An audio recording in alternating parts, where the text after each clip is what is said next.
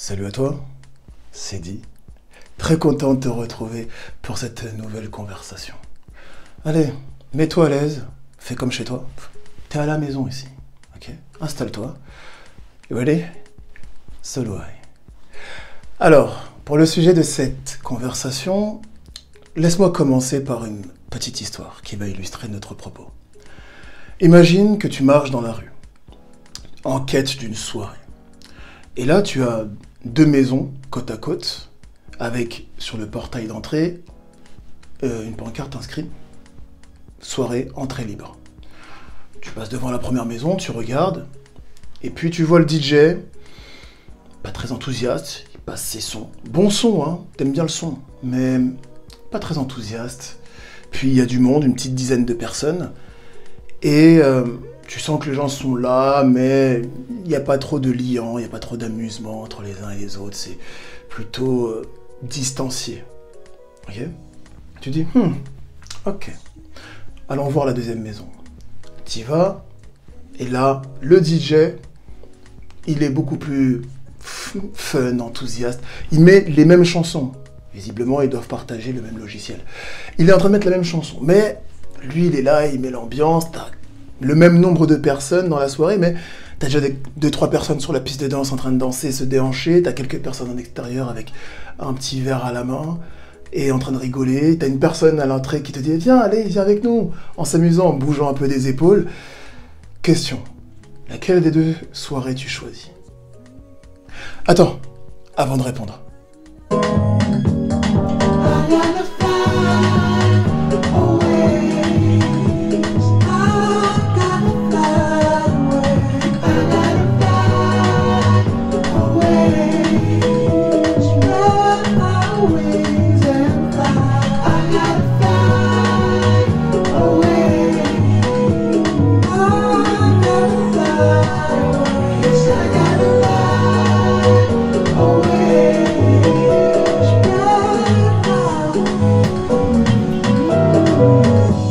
C'était du bon son. Normal que je la passe. Donc revenons à nos moutons. L'histoire que je viens de raconter juste avant, c'est, tu l'auras compris, la notion d'amusement dans l'épanouissement. Alors pour cette vidéo, je m'assois parce que ça fatigue un peu de danser. Pour cette vidéo, je vais beaucoup m'inspirer d'un mec que je suis beaucoup et qui est extrêmement bon, je trouve, qui s'appelle Idriss Aberkan, et qui parle de ce concept d'amusement et d'épanouissement. Globalement, il dit que l'amusement est à l'épanouissement ce que la raquette de tennis est au tennisman. En d'autres termes, extrêmement important. Et c'est ce que nous allons voir dans cette vidéo, à quel point l'amusement est important. On va commencer d'une manière un peu triviale. Peut-être que tu as eu, comme moi, une mère ou un père qui s'est comporté comme ma mère, qui t'a dit « s'amuser, ça ne paye pas. Concentre-toi à trouver un travail. » D'accord? D'ailleurs, parenthèse, ces personnes qui te recommandent en général de voir le travail comme source unique de revenus et d'être bien dans la vie, ces personnes-là, très souvent, n'aiment pas ce qu'ils font. D'accord? Je dis pas qu'ils détestent, mais c'est mi-figue, mi-raisin. D'accord? Ce sont des personnes qui ne sont pas épanouies, c'est plutôt des personnes qui sont très souvent en souffrance dans la vie, et cette souffrance est entrecoupée de moments plutôt joyeux. D'accord? Mais ils mettent un point d'honneur à aller travailler. Travailler, l'étymologie de ce mot, ça vient du latin tripalium, qui est un instrument de torture. C'est pourquoi tu ne m'entendras jamais dire « je vais travailler ». Ces personnes vont t'encourager, et malheureusement, ce sont des personnes qui, globalement, on se travaille, ils serrent les dents jusqu'à la retraite, ils bénéficient de quelques années avant de décéder, et une fois qu'ils auront passé l'arme à gauche, seuls les amis qui restent encore vivants, et une, voire deux générations, s'ils ont eu des petits-enfants, se souviendront d'eux, et après la disparition de ces générations, ils ne resteront que des noms anonymes dans les cahiers de l'État. Fermeture de la parenthèse. Ma mère me disait ça parce que je jouais énormément quand j'étais jeune. Mes copains le savent, Nintendo 64, PlayStation, PlayStation 2, PlayStation 3. J'étais plutôt PlayStation et Nintendo. J'ai oublié la Super d'ailleurs, Super Nintendo aussi. Et ma mère me disait toujours, arrête de faire ça, fais tes devoirs, c'est pas comme ça que tu vas gagner de l'argent. Force est de constater qu'aujourd'hui, en jouant à Call of Duty Mobile, j'ai participé gratuitement à la possibilité de pouvoir gagner jusqu'à 1 million d'euros en étant le plus fort de Call of Duty Mobile. Alors, bien évidemment, je n'ai pas gagné puisque je ne suis pas le plus fort, mais c'est pour dire qu'aujourd'hui, tu peux maintenant gagner ta vie en jouant, grâce à cette sphère de l'e-sport, le sport électronique. Et ma mère qui disait que je n'aurais pas pu gagner d'argent en jouant. Pour reprendre un petit peu cette notion de cette personne qui vit sa vie à travers la souffrance, de l'autre côté, tu as cette personne qui vit sa vie à travers l'amusement. Prends par exemple Diego Maradona. Il est décédé il y a quelques temps. Alors, peut-être que tu n'es pas fan de foot, moi-même je ne l'ai jamais vu jouer, je ne sais pas à quoi ça ressemble. Mais contrairement à l'image que j'ai dépeinte de la personne qui est dans la souffrance, lui, du moins quand il joue au foot, il était dans l'amusement, dans la performance, mais dans l'amusement. D'accord? Il a été une légende de son sport, et tu n'atteins ce niveau que parce que tu t'amuses en faisant ce que tu fais. Il n'y a pas de corvée pour être champion, ça n'existe pas. Tu as besoin de t'amuser pour ça. Non, il faut que tu sois enthousiaste et dans l'amusement pour encaisser les duretés de la vie, les duretés de la compétition, les duretés tout simplement de ce que tu développes en fait. Et donc on se souviendra longtemps de Maradona dans les générations futures, de par l'impact qu'il a eu dans son sport, parce qu'en fait il l'a fait avec plaisir, avec joie, il s'est amusé. Et je parle que de sa vie sur le terrain, je ne parle pas d'en dehors. Maintenant, allons un peu plus en profondeur.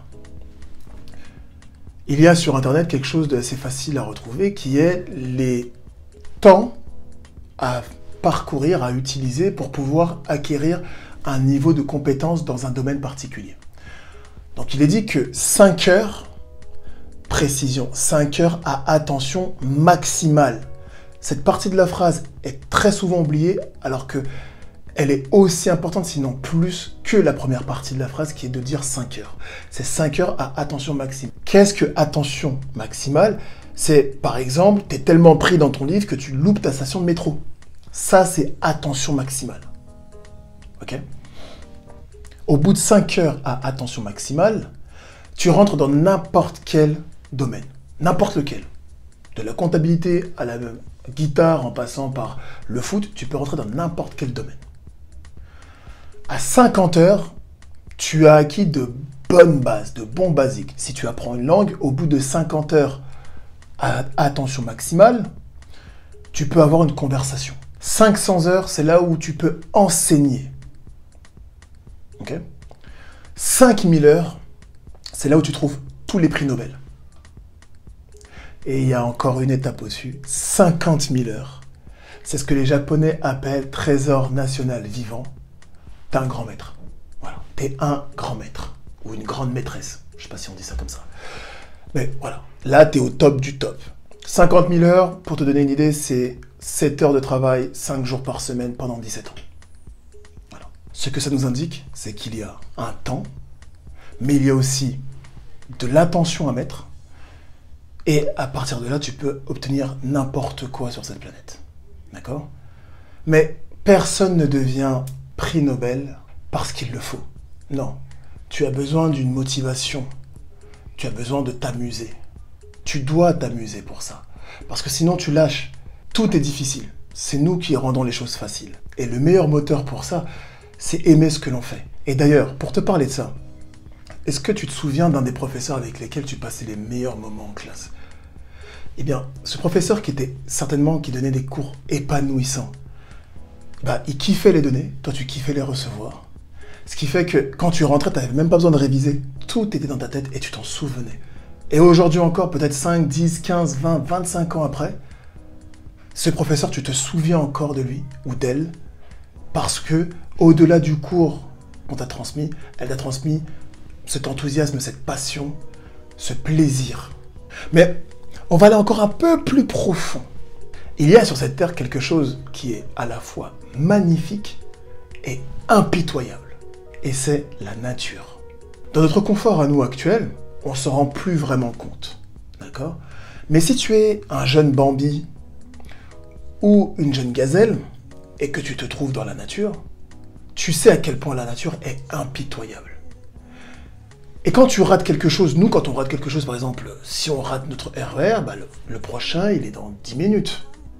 Voilà le plus grave en fait dans la situation, on va arriver 10 minutes en retard.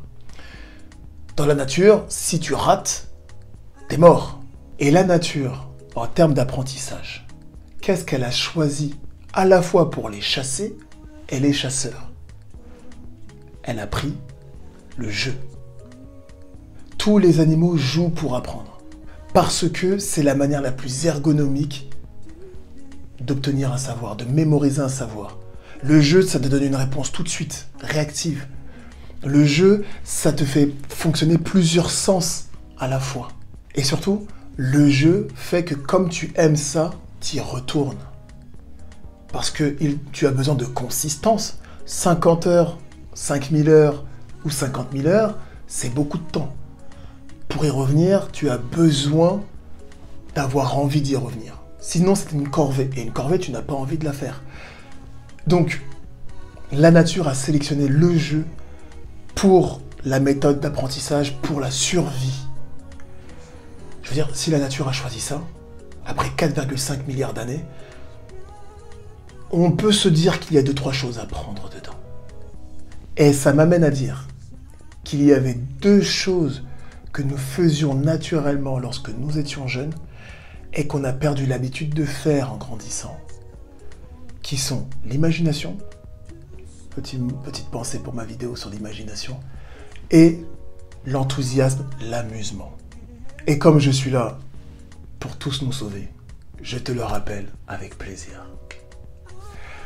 Bon, ce sera tout pour cette petite conversation.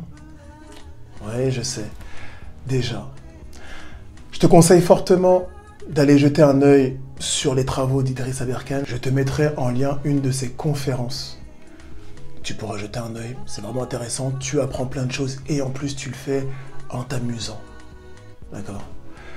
Je te fais des bises. Et on se verra quand on se verra.